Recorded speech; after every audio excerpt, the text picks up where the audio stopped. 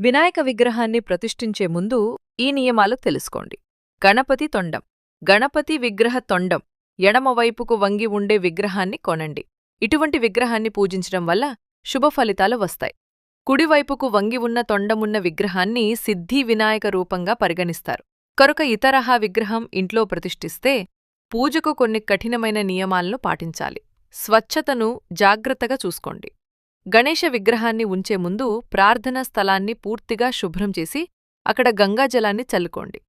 పీఠం లేదా ఆసనం. విగ్రహాన్ని నేరుగా నేలపై ఉంచవద్దు. విగ్రహాన్ని ఎరుపు లేదా పసుపు వస్త్రంతో కప్పబడిన శుభ్రమైన పీఠం లేదా దర్భాసనంపై ఉంచండి.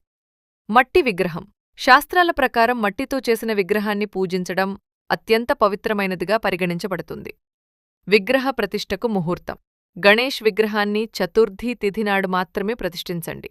రాత్రి సమయంలో విగ్రహాన్ని ప్రతిష్ఠించడం శుభప్రదంగా పరిగణించబడదు. దిశ. గణేశుడి విగ్రహాన్ని ఎల్లప్పుడూ ఈశాన్య దిశలో ఉంచాలి. ఈ దిశ పూజకు అత్యంత పవిత్రమైనదిగా పరిగణించబడుతుంది. పరిమాణం. విగ్రహం పరిమాణం చాలా పెద్దదిగా ఉండకూడదు. ఇంట్లో పూజకు సులభంగా నిమజ్జనం చేయగల చిన్న విగ్రహం ఉత్తమమైనదిగా పరిగణించబడుతుంది.